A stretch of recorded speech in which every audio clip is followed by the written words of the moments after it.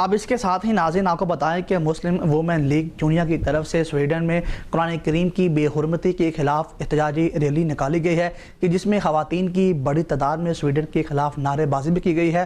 اسی حوالے سے مزید اخبار بتا رہے ہیں چونیا سے ہمارے نمائندے عرفان اشرف آگاہ کیجیے گا۔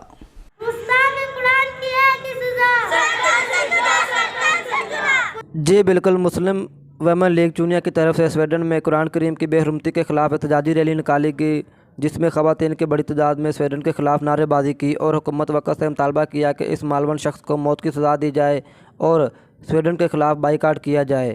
ریلی میں خواتین نے اپنے گھر میں قرآن کریم کی تعلیمات کو عام کرنے اور اپنے بچوں کو قرآن کریم کا حافظ بنانے کا اظہار کیا۔